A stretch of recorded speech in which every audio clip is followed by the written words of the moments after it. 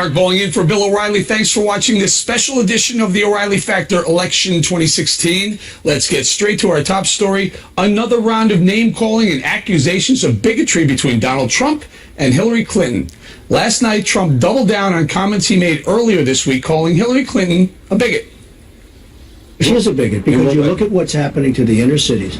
You look at what's happening to African Americans and Hispanics in this country, where she talks all the time. She's selling them down the tubes because she's not doing anything for those communities. She talks a good game, but she doesn't do anything. She has hatred or her policies are bigoted. Her policies are bigoted because she knows they're not going to work. But you're saying she is personally bigoted? Well, she is. Of course she is. Her policies. They're her policies. She comes out with the policies, and others that believe like she does also. But she came out with policies over the years. This is over the years, long time. She's totally bigoted. Meantime, Hillary Clinton leveled a scathing attack of her own, saying Trump's campaign is built on prejudice and paranoia. In just this past week, under the guise of outreach to African Americans, Trump has stood up in front of largely white audiences and described black communities in such insulting and ignorant terms.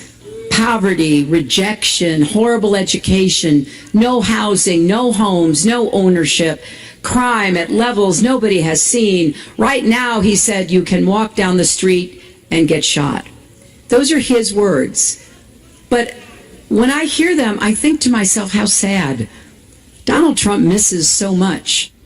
Joining us now from Houston, Horace Cooper, a senior fellow at the Conservative Heartland Institute, and from Los Angeles, Leo Terrell, an attorney and liberal activist. Leo, let's start with you.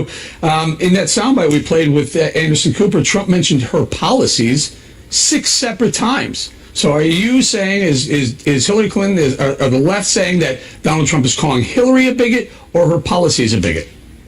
Bigoted. Eric, Donald Trump doesn't know the definition of the term bigot. There is no way in the world you cannot get any of the mainstream Republicans. You don't hear any Republicans on Capitol Hill supporting Donald Trump's definition of the term bigoted as it applies to Hillary Clinton. It doesn't make sense. It's inapplicable. He's absolutely without any fact base. Now, on the other hand, that Hillary Clinton speech, Eric, was fact-based.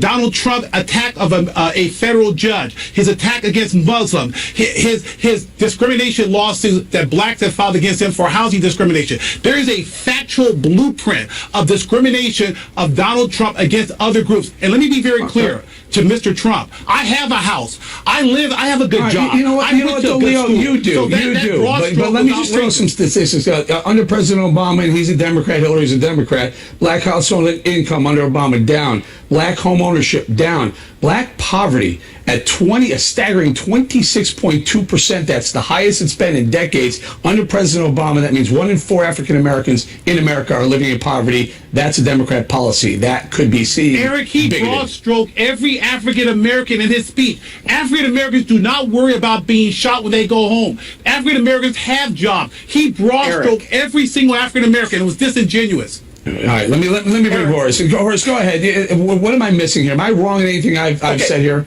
First of all, the very clip you showed, Hillary went through a litany of lies. It is true that black Americans are underhoused and they have been on a decline for 10 years. It is true that there's an elevated crime wave that we are experiencing, and it's primarily blacks who are suffering as a result. Wages are down. Opportunities for school are down. Absolutely. And it is good that finally someone is standing up and telling the truth. Romney didn't do it. McCain didn't do it. Somebody needed to stand up and explain that the policies that the left and the progressives have been pushing are bigoted Mr. Cooper, you should be ashamed of yourself. Why don't you answer Eric's question? For telling the truth? Is Hillary Clinton a bigot? Is Hillary Clinton a bigot? Answer that question, please. Hold on. Gentlemen, please. I posed the question, and I pointed out to you, Leo, that in that soundbite, Trump says her policies. He didn't say she's a bigot. He did once, but he said 6 separate times her policies can be deemed bigoted. Respectfully, Eric, Anderson I Cooper wanna is just- asking personally. Are you referring to her personally? He said yes. And then he went you on know to what? explain Sean right Spicer- after that six Sean separate Spicer times said- saying it's her policy. But Eric, don't you find it odd? Don't you find it odd that Paul Ryan, Mitch McConnell, no one has attacked Hillary's speech of yesterday? You know why? Because they agree with her. Let's stay on Trump for a second. Hillary So, agrees with Horace, Hillary. guys, please, Horace, answer me this. School choice. Donald Trump is in favor of school choice. Hillary Clinton's in favor of protecting the teachers union, keeping things as they are. Which would be better for the African American community? School choice is the #1 civil rights movement for blacks in the 21st century. Now, Hillary was an elected official. She was a senator. What bill has she ever introduced that has had any kind of positive impact for blacks? She can talk in a folksy drawl. She can sing a little folk songs every now and then when she talks to black people. Her policies have never. Her husband was a Fulbright scholar, and he said that when he was a governor, he was looking at Fulbright as one of his mentors. Excellent a man who talking points that filibustered have the civil nothing to rights do movement. with this topic. This topic is about whether or not Hillary laid out a factual blueprint of Donald Trump racism. And what about Mr. Cooper? What about the alt-right group? This extreme right wing group that has been incorporated. Are you in referring to the Breitbart and run by KKK Steve endorsement Bannon? of Do you Hillary accept Clinton that? and the nearly $20,000 Do you that accept she that? has not given back from KKK members? That this is you know the what? record of this So individual. you're not going to acknowledge anything of Trump's misgiving. Donald Trump claimed on national TV he didn't know who David Duke is. You really believe that, sir?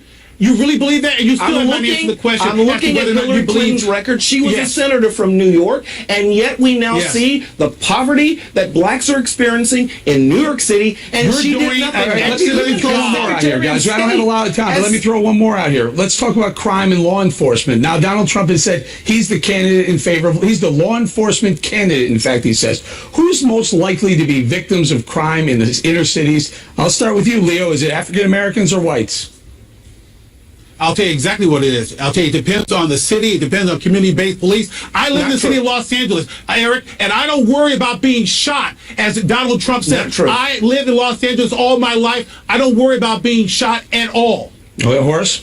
Okay, all right. See, this is part of the reason why we don't get the truth told. The Center for Disease Control lists homicide as the #2 cause of death for black men. It has been an elevated season of criminality, and the victims have been overwhelmingly black in our inner cities, and Hillary Mr. has Cooper, no solution. None whatsoever. As an Horace and African-American, Leo, I gotta leave. Leo, as an final thought. Go African-American, ahead. Mr. Cooper, Final you thought. should be ashamed of yourself. Mr. Cooper, you should be ashamed of yourself. for not being willing to tell the because of the truth. fact All right, of what all right. is happening with Donald Trump's comments. Thank you, guys. Very, You very ignored heated Donald debate. Trump's comment. Thank you. Thank you very much. Sticks Leo and Horace. Coming up. stones, deeds Gotta matter. go. Donald Trump making what appears to be another pivot on illegal immigration. Where does the Republican nominee really stand? We'll get answers from the Trump campaign next. Segment tonight. Where does Donald Trump stand on illegal immigration? Trump has spent this week indicating he may back away from calls to deport all illegal immigrants in the U.S. And just moments ago, Trump talked more about his evolving immigration plan during an interview with Kimberly Guilfoyle. We have to remember that we have a country that's based on laws, and the people are here illegally. So we will see what we will see. But we're going to start off by securing the border, by getting rid of a horrible criminal element that's causing tremendous havoc, drug dealers, gang members, etc. And I think people will be extremely happy. And I'll be announcing something within the next 2 weeks, a very comprehensive plan on immigration. Trump also insisted there would be no pathway to citizenship for illegal immigrants unless they leave and come back. But just a day earlier, he suggested his administration could work with them. So what is Trump's stance? Joining us now with reaction from Miami, AJ Delgado, a Trump campaign surrogate, and from Washington, Democrat strategist Richard Goodstein. AJ, good to have you on the show. Let's talk to us about this. You've been watching this. You're a surrogate. Are you satisfied with the plan? By the way, what is the plan? I'm 100% satisfied, and I'm confused that there is any confusion about what the plan is or any of this talk of a pivot. There absolutely isn't any pivot. Mr. Trump is being completely consistent in what he has said for the past year, which is, number one, we build that wall and we enforce the border. We deport the illegal immigrants who are criminals, and there are a lot of bad guys that have to go first, as it should be. And we make sure that people leave and come back in the right way and register in their home countries and do it the lawful, legal way. This is what he's been saying the entire year. So there has absolutely not been a pivot. Where you do see a flip-flop on immigration, though, is with Hillary Clinton, who a few years ago was saying she was adamantly opposed to illegal immigrants, that she was in favor of a wall. She said that in 2006. And even 2 years ago, she said, listen, just because your child makes it across the border doesn't mean he or she gets to stay. That was only 2 years ago. And now she's completely pro-illegal immigration. Maybe Richard can explain that. I'll leave it to Richard. Richard, are you satisfied with Donald Trump basically saying, look, I'm going to review this. I'm a businessman. I'm going to make a deal here, review it, and come out with a plan in the next 2 weeks? That's solid, Richard. You know, they didn't teach him at Fordham. There's two problems. One is videotape and one is people's memories. Forget what he said over the past year. Within the past 3 days, Wednesday, he said the terrific ones, his term, could stay. Yesterday, he said everybody has to leave. And today, he told Kimberly, we'll see what we'll see. So please, and in 2 weeks, really, this is something that has been his calling card. He's had 5 calling cards. This is one, banning Muslims. He's a businessman. He's not a politician, right? And that somehow or other he was a self-funder. This week alone, we now see that he is a politician. That's what he's trying to be. So you have Sarah Palin and Ann Coulter going ballistic for good reason, because he seems to be backtracking on the single bedrock principle of his campaign. And yet, in some odd way, he's not really changing at all. So all right. I think he's going to lose both sides. AJ, as Richard points out, has he flip-flopped 3 times in the week? I'm trying to figure out Richard, myself. you can't make up quotes. You can't just make up a quote. When did he say, quote, the terrific ones could stay? I believe you're referring to the quote he said where those who have been here Wednesday of 15 to 20. Oh, I know exactly what quote you're telling. Let me explain to you the quote. He said, those who have been here 15 to 20 years, you've heard of him. We will Richard, let her explain. with them. We will work with them, he said. How is that exactly saying he would stay? You can't make up a quote. And can I just throw this in here? One of the other things that he's been rigid on, clearly the wall, he's still rigid on that. And and he's been very, very specific. And listen, a no pathway to citizenship, which I think a lot of the base is really mostly concerned with. Listen, Absolutely. Eric, are we supposed to take seriously even this whole notion of the Mexicans playing for the wall? It's kind of like keeping out all Muslims. He's put it out there, but nobody has really cross-examined him. Can we not agree that this is a silly notion?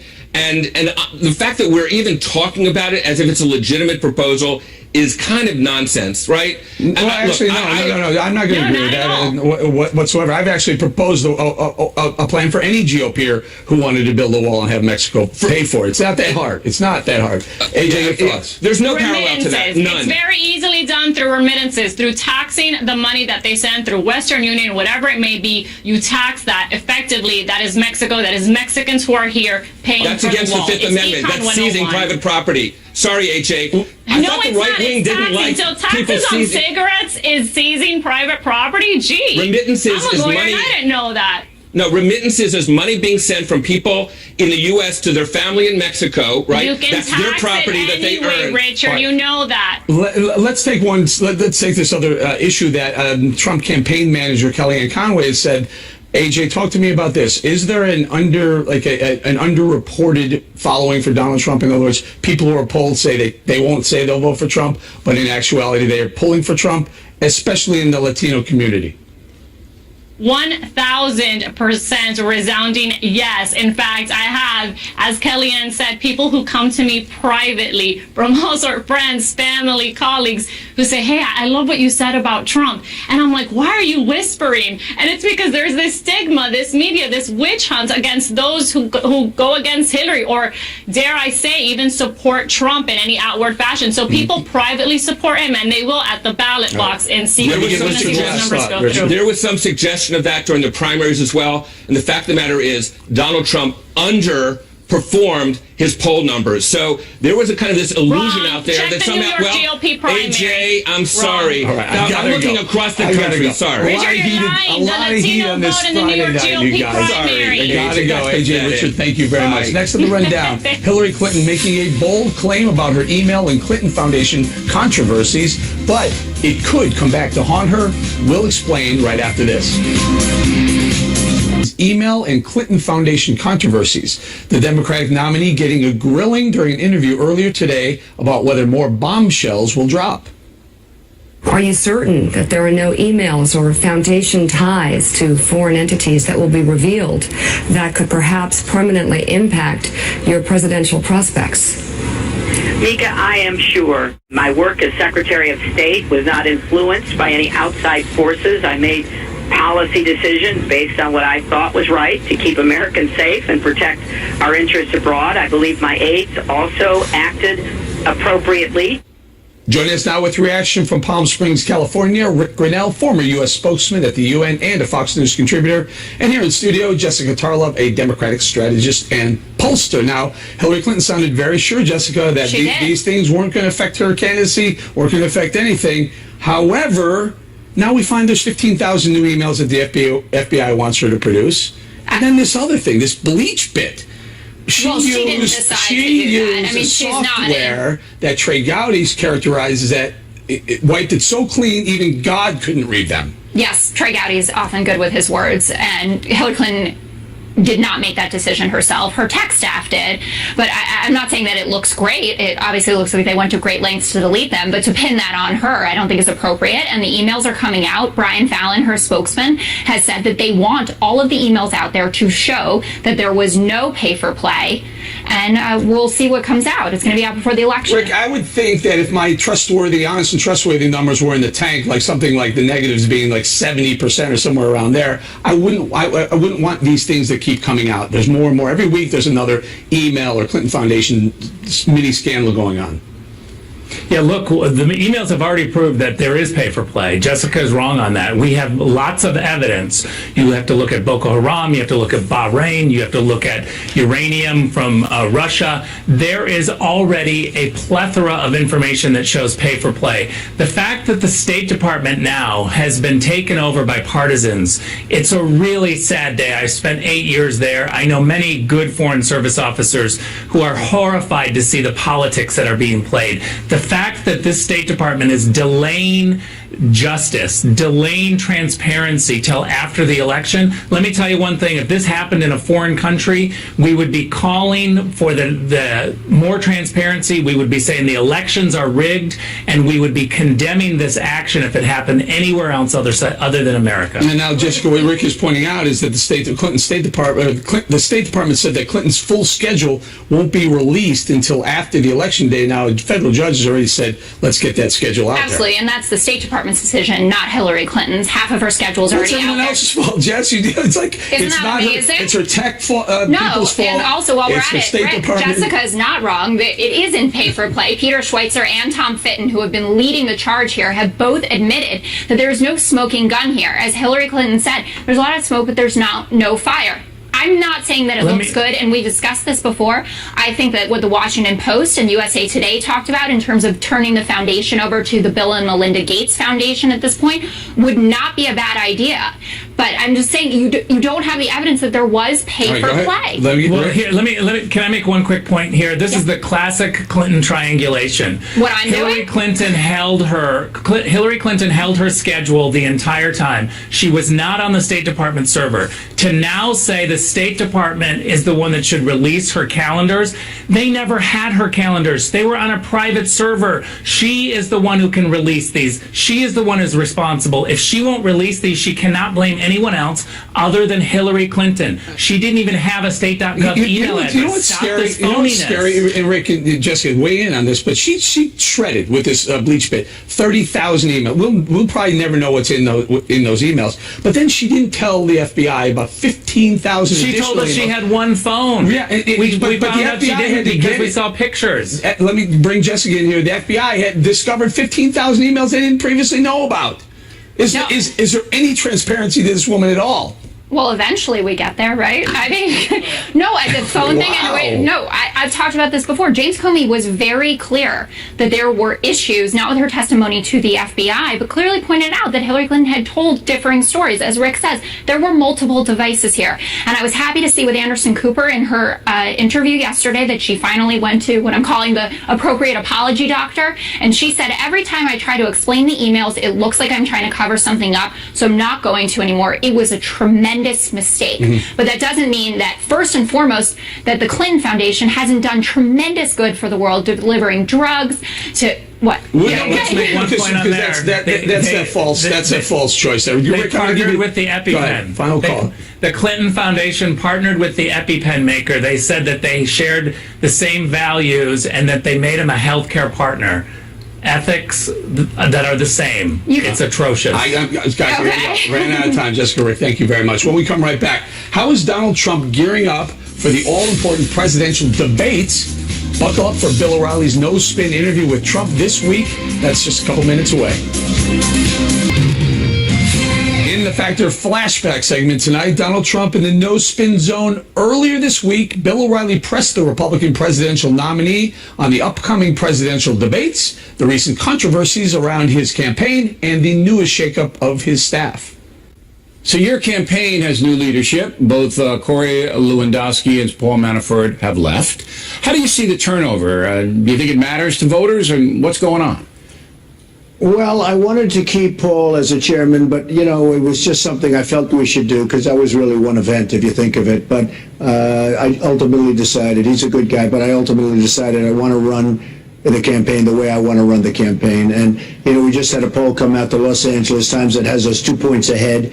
We're very close in Ohio. We're right about even in Florida. I think we're doing very well. And don't forget, she's spending a fortune of money. And when people find out that she wants 550% more Syrian refugees to come pouring into our country, I think a lot of people are going to stop thinking about her. I think it's ridiculous.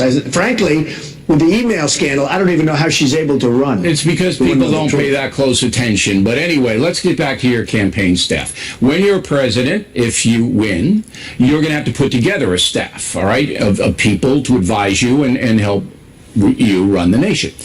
Now you've turned over 2 guys in less than 6 months. Now, would it be fair to say your judgment about those 2 men wasn't good? Would that be unfair? Well, in the meantime, in my company, I have people for many, many years, and I've done that. I just wanted to make this change. I felt very comfortable with the people that I have. I've liked them for a long time, and I wanted to make this change for a while, and I made it. We have like 3 months to go, and I wanted to make sure that it was something that I wanted. And I like these people. I've always felt comfortable, and I decided to do it. Now, the debate is going to be everything. You know that, right? The polls now, whether the LA Times has you ahead by 10 or 2, or you're behind 85, or what, it doesn't matter. The first debate is going to be the Super Bowl of debates, all right? So you and Hillary Clinton, all right? And everybody's going to be watching. Even the pinheads who don't watch will hear about it, and they'll see it on the internet after the fact. Right. All right. You understand that this is make or break, right? The debate. It's make or break. Well, I think it's going to be very important. I don't know if it's make or break, but I've done well in the debates. I had 17 people in the debates, and, I'm the one that survived, and I've enjoyed the debating process. I never debated before professionally or as a politician because I was never a politician before. But we had 11 debates that I participated in, and according to everybody, I did very well. All right. Now, are you going to call her Crooked Hillary during the debate? I mean, are you going to do that, or are you going to keep it at a issue-based? Well, I'm not going to say what I'm going to be doing, but I'll be doing what I'll be doing, and she's going to do what she's going to do, and we'll see what happens. But you must be preparing, right? I'm sure you got people in your organization that are preparing. You're preparing now. You're going to have stacks of research, and there's got to be ways in which to go. I'm just trying to get the tone in what and of course that could change in 30 days. But the tone right now is, are you going to be the guy you were in the Republican? Boom, take no prisoners, or are you going to be a little bit more measured? Well, I don't want to really say that. I'm not sure exactly which way I'm going to go, but I may be the way I was, and I may be a much different person. I can't tell you. All right. I don't think I'd tell you. You know what? If I knew, I don't think I'd tell you, frankly. But it'll be an interesting period of an hour and a half, I guess, I can't wait. For, and I can't Probably wait. a pretty big audience, almost as big as the O'Reilly factor. Well, you should have me moderate the debate. Okay with me. It's gloves off. I'll bet you'd be fair, too. I would. As a fair I'll be moderator. absolutely That's all fair I to want. both of you, as I have been in this campaign so far. My job is to let the folks see you and Secretary Clinton as best I can put you in focus, not to push any agenda and not to do anything. And you know that. You get mad at me sometimes. But that's my job. Last question for you. They have said that this has been the worst 2 weeks of your campaign, all right? And now you have the new management, and now you're doing things a little bit differently. Do you feel that the last 2 weeks, beginning pretty much with the Muslim family, were the worst part of the campaign? I don't think so. I mean, they'd ask me a question, I give them an answer. Like, for instance, when I said that President Obama was the founder of ISIS and he's going to get the MVP award next week, and then they say, well, Mr. Trump knows he wasn't the founder of ISIS. You know, they take it, they dice it up and chop it up. Sure. And it's very unfair. No, I don't think so. I think I've done very well. I think, frankly, the media, and you know this because you cover it all the time, in the history of politics, there's never been a more hostile media than to Donald Trump. So they'll take a perfectly good statement that I make, dice it up, chop it up, and then cover it for 3 days solid on some of the other networks. You may be right about that. Not too much. You may be right about that. I think we did very well, and I think the last week, and I think you've seen this, I think the last week has been the best week that I've ever had from the beginning, and that starts with the primaries. And most people have said that the last because week, you're doing the speeches now, and you're not calling anybody names. But you always keep this in mind: the media did not like Chester Arthur very much. So I don't think it's at the level of you, but Chet got hammered a little bit. All right, Mr. Trump, as always, thank you for your time. We appreciate you being accessible, and we're hoping Hillary Clinton will come on the Factor as well. Up next on this special edition of the O'Reilly Factor, new polling on the state of the presidential race. 2 top experts weigh in a moment. 15. The O'Reilly Factor, the #1 cable news show for 15 years and counting. Thanks for staying with us on this special edition of the O'Reilly Factor Election 2016. I'm Eric Bowling in for Bill O'Reilly, and in the Factor follow-up segment tonight, the state of the presidential race. A new poll out from Quinnipiac University shows Hillary Clinton with a 7-point advantage over Donald Trump among likely voters. Clinton has 45%, Trump at 38%. Libertarian Gary Johnson comes in at 10%. Green Party nominee Jill Stein picks up 4%. And in the key state of Florida, a Mason-Dixon poll of likely voters shows Clinton with a slim 2-point lead. Clinton is at 44%, Trump is at 42%, Gary Johnson is at 6%, Jill Stein has 2%. Joining us now from D.C., Washington Examiner columnist and Republican pollster Kristen Soltis Anderson, and with us in studio, Scott Rasmussen, president of the Rasmussen Media Group. Scott, you saw the polls. They seem to be tightening over the last few days, are they not? You know, they're tightening a little bit from Hillary's bounce, but they're still in the general range that we were seeing before the conventions. The state of the race, it's not worth getting all hung up on a precise number. Hillary Clinton is ahead. If nothing changes, she will be elected president. But she doesn't have as big a lead as a lot of people are implying. The lead isn't all that safe. An event, a gaffe by her, a significant mistake, something could change. Well, there's something big coming up, Kristen. We have the debates. Bill O'Reilly pointed out with Donald Trump that the debates are like the Super Bowl, and that first one could change everything. The debates are going to be really important and decisive because this is a pretty, it's not a volatile race in terms of the polls bouncing around, but it's a volatile race because so many voters are frustrated with both candidates.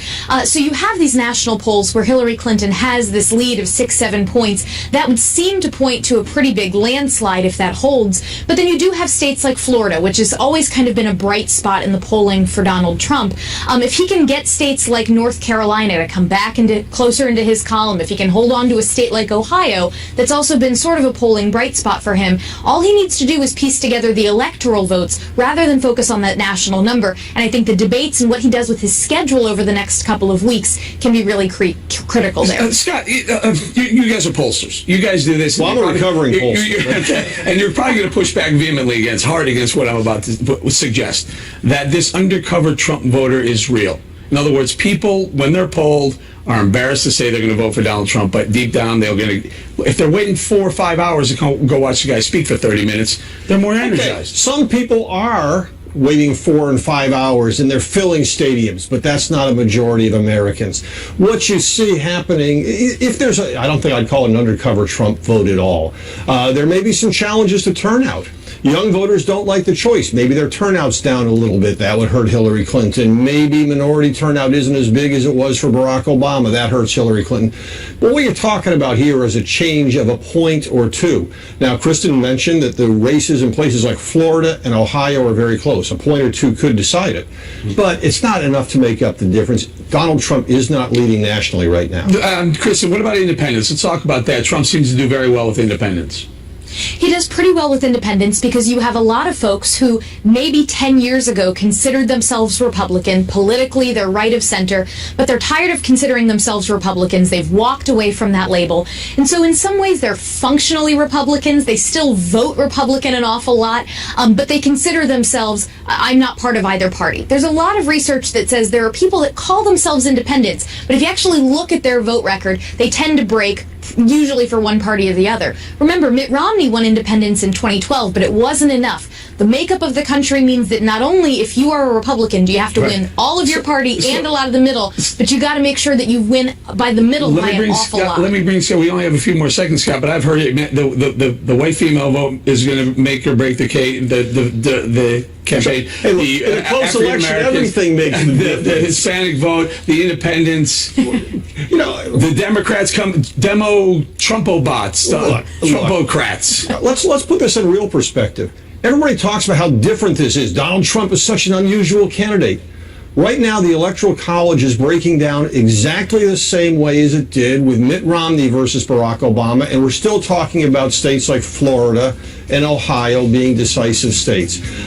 There is a tremendous political polarization, and that's what's setting the stage for this election. Really, right there, Scott. Kristen, thank you so much. Directly ahead on this O'Reilly Factor special, Bill O'Reilly sounds off on what's gone wrong for the Trump campaign this August and how he could fix it. Stay tuned.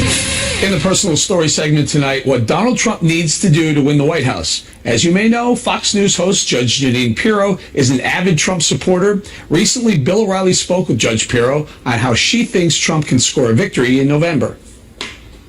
So as a Trump supporter and someone who has run for office herself, what do you think has gone wrong in the Trump campaign this August?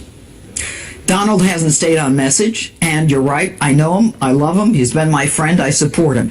You've got to be disciplined. No one should be surprised. Donald Trump has never even run for mayor. So let's not be so critical of the guy. The bottom line is that he has connected with the American people. He now needs to, as we've all said, pivot to the general. He is within 1 to 2 points after some of the worst weeks that any candidate could have, Rasmussen, Zogby, and he needs to never mention another name again other than Obama and Hillary unless he wants to thank God the day after the election. What has he done specifically that you believe has turned some Americans against him? It's real easy. Khan, whether you agree with the guy or you don't, his son gave his life for this country. So the Khan thing you think hurt him? Bad. I think that the selling of his being a racist and a bigot, irrespective of whether it's true, has for some reason gotten legs, and they will use that continuously. How does he fight against that label of being a bigot and a racist?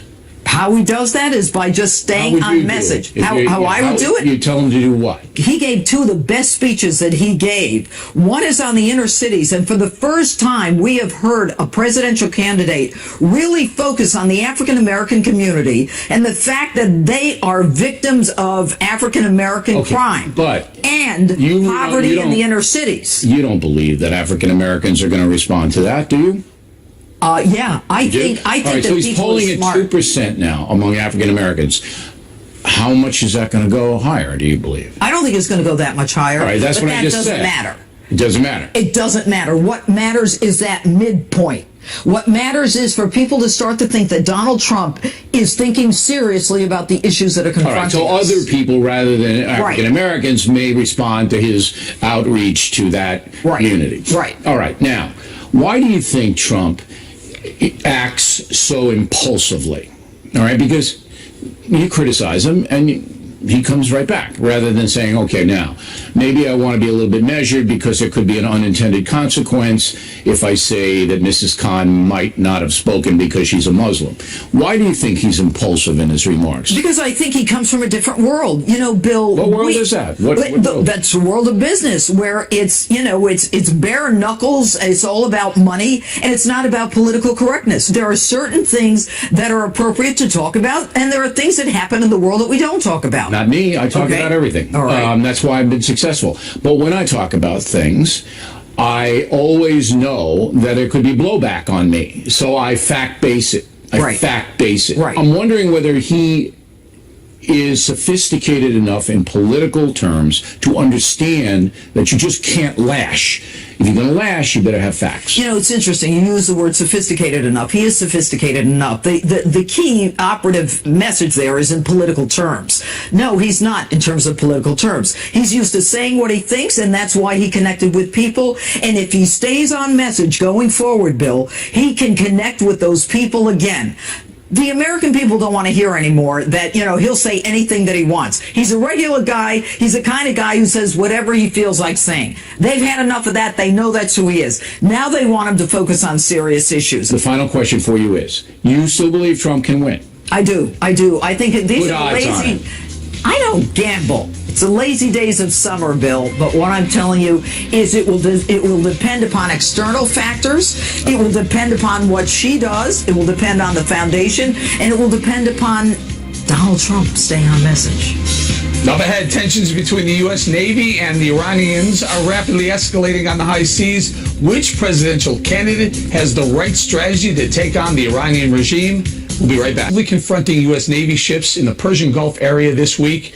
In the most serious incident so far, a U.S. warship fired warning shots at an Iranian fast attack craft that came within 200 yards of the American vessel. Here's how the State Department described the Iranian maneuver. We assessed the actions were unsafe. They were unprofessional. We don't know what the intentions of the Iranian ships were, but that behavior is unacceptable as our ships were in international waters. We believe that these type of actions are of concern. They unnecessarily escalate tensions. With Iran ramping up provocative acts against the U.S., does either presidential candidate have an answer to deal with its radical regime? Joining us now from Washington to analyze, Lieutenant Colonel Tony Shaffer from the London Center for Policy Research. Colonel Shaffer, you heard the State Department say we don't know what their intentions are. What are their intentions? What do you think? Their intentions, they're being aggressive. I mean, come on, Eric. This is silly. Look, we know exactly what's going on, and ever since we signed this agreement with Iran, they've done everything they can to push our buttons and try to expand their influence both in the region and intimidate us. And this is where, you know, we saw the seizing of our crew. We kind of soft pedaled that. We've paid for hostages to be returned. We're constantly showing weakness. So what do you get when you show weakness? You get people pushing your buttons and pushing you harder. But Colonel Shaffer, why are they pushing? What's the purpose to I don't know, create some sort of video to bring back home and say, look, we're pushing the United States buttons? That's part of it, and part of it is actually part of what they're trying to do in the region. They're trying to increase their influence across the region. Eric, one of the things that's very strong in the culture is the strong horse. So if you're seen as a strong horse, that it both influences your neighbors, it shows that you're willing to take on risk and do things. And you know, I'm part. My family way back when was Cherokee. It's called counting coup, where you touch the enemy and the enemy can't do anything to stop you. So I think part of what we're doing here is we're seeing the Iranians push, and actually it gives them leverage and other things as well. So it's a continuation of the process. Colonel, do you think our generals are discussing whether or not we should do something more than just fire a warning shot, maybe sink one of these little fast-moving boats, they call them, or fast-moving vessels? Yes. The answer is yes. Look, there's a constant review going on. I think General Dunford and Ash Carter are both looking at how we do this. The State Department's not being helpful here. They're calling this kind of, this is unsafe. It's aggressiveness. And so I think we have to be much more clear on what we're doing. And the other thing, Eric, let's be clear, and you're going to ask me a question about who's better on this, probably Trump or Clinton. One of the great opportunities we missed was something called the Persian Spring back in 2009. Not only have we seen a serial failure from this administration to take advantage and actually do things to push to destabilize and weaken the Iranian regime, we've actually done things to prompt them up. Therefore, we're giving $150 billion. That's right. Another thing. Colonel, I don't have a lot of time, but Why don't we take Why don't we take some of those sailors? I mean, they did it to our guys. Why don't we just grab a few of them, put them up on a warship, and say, "Hey, cut it out, or you're not getting these guys back." I think, well, the answer is it should come, because you've got to push back. You've got to push back hard. You cannot have ships coming close. I mean, look what happened to the Cole with Kurt Lippold. They had a small boat get next to it and blow up the ship. You cannot take that risk. And more precisely here, that money we gave them on the larger scale, Eric, we've not really defunded their nuclear program. We've allowed them to franchise to North Korea. North Korea now is taking that money and developing nuclear weapons and ballistic missiles to put the weapons on.